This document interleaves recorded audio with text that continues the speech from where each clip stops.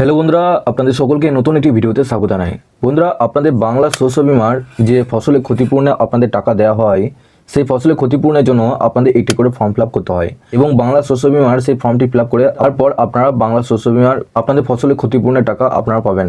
তো এই ফর্ম আপনারা কিভাবে পাবেন এবং কিভাবে আপনার ফর্মটা ফিল আপ করবেন, কোথায় গিয়ে জমা দেবেন, কি আপনাদের এই ফর্মে ফিল আপ করতে হচ্ছে, সমস্ত ডিটেলস আপনাদেরকে এই ভিডিওটির মাধ্যমে জানাবো। এর সাথে আপনাদের মে মাস করে আপনাদের বাংলা শস্য বিমার টাকা আপনাদের ঢোকা শুরু হয়ে গিয়েছিল প্রায় 2,53,00,000 মতো। সেখানে আপনারা প্রত্যেকেই কেউ 500 পেয়েছেন, কেউ 3,000 পেয়েছেন, কেউ আবার 300 টাকাও পেয়েছেন। কীভাবে আপনারা আবেদন করবেন, তো চলুন এই ভিডিওটির মাধ্যমে আপনাদের সমস্ত ডিটেলসে জানাবো। তার আগে আপনাদের কাছে একটাই রিকোয়েস্ট করবো, চ্যানেলে নতুন হলে চ্যানেলটিকে অবশ্যই সাবস্ক্রাইব করে বেল নোটিফিকেশনটি অল করে রাখবেন এই ধরনের নতুন কিছু আপডেট সবার আগে পাওয়ার জন্য। আর যারা আগে থেকে সাবস্ক্রাইব করে রেখেছেন তাদেরকে অসংখ্য ধন্যবাদ। তো চলুন বন্ধুরা, ভিডিওটি শুরু করা যাক। তো বন্ধুরা, এখানে দেখুন আপনাদের এই যে ফর্মটা আপনারা দেখতে পাচ্ছেন, এই ফর্মটা আপনাদেরকে ফিল আপ করে জমা করতে হবে।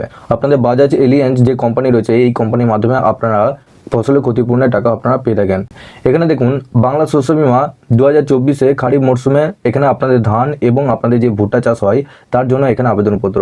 তো এখানে দেখুন সবার নিচে এখানে কৃষকের নাম দেবেন, তারপর পিতা মাতা স্বামী অভিভাবক যেটা আপনার আছে সেটা এখানে লিখবেন, বয়স আপনাদের বয়স কত আছে, আপনাদের জেন্ডারটা লিখবেন, আপনি স্ত্রী না পুরুষ সেটা এখানে দিয়ে দেবেন, এবং আপনাদের ভোটার কার্ডে যে নাম্বার রয়েছে সেই ভোটার কার্ড এখানে অবশ্যই আপনাদেরকে দিতে হবে। তারপর নিচে দেখুন জাতি, আপনারা কী কাস্টে আছেন সেই কাস্টটা এখানে দিয়ে দেবেন, জেনারেল, তপশিলি জাতি না তপশিলি উপজাতি, ওবিসি সেটা দিয়ে দেবেন, সেটা এখানে দিয়ে দেবেন, সেটা এখানে রাইট টিক করে দেবেন। মোবাইল নাম্বার এখানটা অবশ্যই দেবেন। তারপর এখানে পাশে দেখুন আধার কার্ডের নাম্বার বলেছে, আধার কার্ডের নাম্বারটা এখানে বসিয়ে দেবেন ডান দিকে। বসবাসের ঠিকানা এখানে আপনাদের মৌজা পার গ্রামের নাম, এখানে আপনাদের গ্রামের নামটা বসাবেন, গ্রাম পঞ্চায়েত কোথায়, ব্লক কোথায় রয়েছে, জেলা কোথায়, এবং কেসিসি আছে কি না সেটা হ্যাঁ অথবা না এর মধ্যে আপনাদেরকে উত্তর দিতে হবে। তারপর এখানে দেখুন পাশে কৃষক বন্ধু আইডি, কৃষক বন্ধু আইডি আপনারা কীভাবে পাবেন, আপনারা গুগল আসবেন, গুগলে এসে কৃষক বন্ধু এটা লিখে সার্চ করবেন, সার্চ করার পর নিচে দেখুন কৃষক বন্ধু অফিসিয়াল ওয়েবসাইট দেখতে পাচ্ছেন। এই ওয়েবসাইটে আসার পর আপনারা একটু নিচে আসবেন, নিচে আসার পর এখানে দেখুন আপনাদের লেখা থাকবে নথিভুক্ত কৃষকের তথ্য, এই অপশানে ক্লিক করলেন। এই অপশানে ক্লিক করার পর এখানে দেখুন সিলেক্ট অপশান, এখানে আপনাদের Aadhaar card, voter card, bank account যেটা মাধ্যমে আপনারা কৃষক বন্ধু আইডি দেখতে চান সেটা এখানে সিলেক্ট করবেন। আমি ভোটার কার্ড দিয়ে করবো বা আপনার আধার কার্ড দিয়েও করতে পারবেন। তারপর যে ডকুমেন্টে সিলেক্ট করেন সেই ডকুমেন্টের নাম্বারটা এখানে বসাবেন, I am not a robot, এইটা ক্লিক করার পর সার্চ অপশানে ক্লিক করবেন। তাহলে আপনাদেরকে প্রথমেই আপনার নাম এবং কৃষক বন্ধু আইডি আপনাদেরকে দেখিয়ে দেবে। এরপর নিচে দেখুন এখানে বলা হয়েছে বিমার জন্য প্রস্তাবিত ফসল এবং জমির বিবরণ এখানে আপনাদের নিচেই বসাতে হবে। অধিক দাগের জন্য অতিরিক্ত ফর্ম ব্যবহার করতে হবে, অর্থাৎ আপনাদের এই ফর্মটা যদি না হয়, আপনাদের দাগ যদি বেশি থাকে সেক্ষেত্রে আপনাদের আরেকটা ফর্ম নিয়ে আপনাদের সেই সমস্ত দাগগুলো কিন্তু বসাতে হবে। এখানে দেখুন অধিসূচিত ফসলের নাম, এখানে ধান সিলেক্ট করাই আছে, ধান এখানে আপনাদের লেখাই থাকবে। এখানে আপনাদের ভুট্টার আপনাদের ফর্মটা রয়েছে, সেখানে আপনাদের ভুট্টাও এখানে লেখা থাকবে।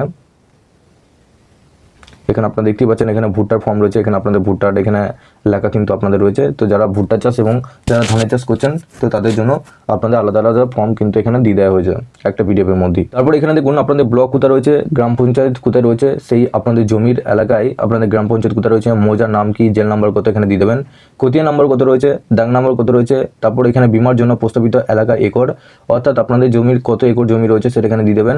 নিজস্ব জমি না ভাগ চাষি না ভাড়া নেওয়া চাষি সেটা এখানে দিয়ে দেবেন। ফসল রোপণের সম্ভাব্য রোপণের তারিখ, অর্থাৎ আপনাদের ফসল রোপণের সম্ভাব্য তারিখটা এখানে দিয়ে দেবেন। এইভাবে আপনাদের যতগুলো জমি আছে ততগুলো জমির আপনাদের মৌজা, জেল নাম্বার, খতিয়ান, দাগ নাম্বার এইভাবে তুলে দেবেন।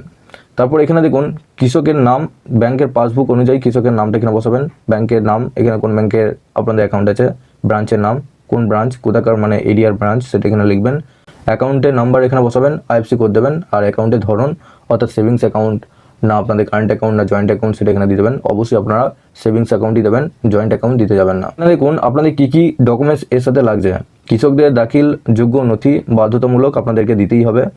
কেওয়াইসি নথি আপনাদের ভোটার আইডি কার্ড এবং আধার কার্ড লাগবে, পাসবইয়ের কপি সমেত ব্যাংকের অ্যাকাউন্ট নাম্বার, এবং নিচে দেখুন খতিয়ান বা পর্চা বা পাট্টা বা দলিল এর নকল নিজস্ব জমির ক্ষেত্রে চাষিদের বা নিজের নামে জমি থাকলে চাষের অধিকার সংক্রান্ত শংসাপত্র নির্দিষ্ট ফর্মে গ্রাম পঞ্চায়েতের প্রধান কর্তৃক প্রদত্ত দিতে হবে। অর্থাৎ আপনাদের যদি খতিয়ান বা পর্চা বা পাট্টা দলিল এর নকল আপনাদের থেকে থাকে, নিজস্ব জমির ক্ষেত্রে নয়, যদি আপনাদের ডুপ্লিকেট থেকে থাকে এবং ভাগ চাষি বা নিজের নামে জমি না থাকলে জমিতে চাষের অধিকার সংক্রান্ত শংসাপত্র সেই সমস্ত নিয়ে আপনাদের গ্রাম পঞ্চায়েতের প্রধানের আপনাদের সই করে নিয়ে আসতে হবে।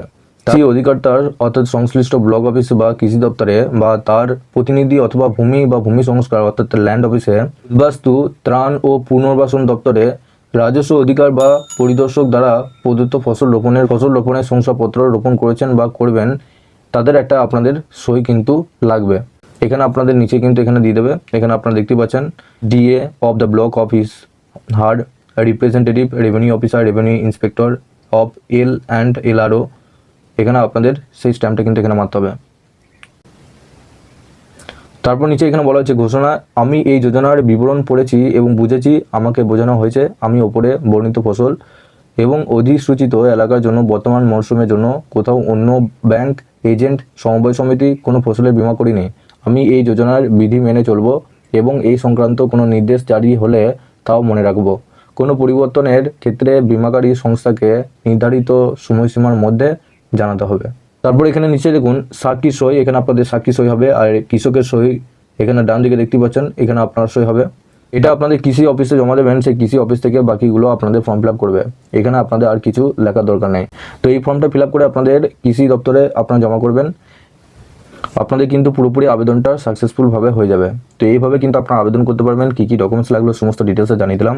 আপনাদের কোনো কিছু প্রশ্ন বা জিজ্ঞাসাবাদ করা থাকলে নিচে অবশ্যই কমেন্ট বক্সে জানাবেন। এছাড়াও আপনারা নিচে ডিসক্রিপশনে আমাদের হোয়াটসঅ্যাপ গ্রুপ এবং টেলিগ্রাম গ্রুপের সাথে যুক্ত হয়ে যাবেন। ওখান থেকে সবার আগে আপডেট এবং লিঙ্ক পেয়ে যাবেন। সবার শেষে আপনাদের কাছে একটা রিকোয়েস্ট করবো, চ্যানেলে নতুন হলে চ্যানেলটিকে অবশ্যই সাবস্ক্রাইব করে বেল নোটিফিকেশনটি অল করে রাখবেন এই ধরনের নতুন কিছু আপডেট সবার আগে পাওয়ার জন্য। আর যারা আগে থেকে সাবস্ক্রাইব করে রেখেছেন তাদেরকে অসংখ্য ধন্যবাদ। তো চলুন বন্ধুরা, পরের ভিডিওতে দেখা হচ্ছে এরকমই নতুন কিছু আপডেট নিয়ে।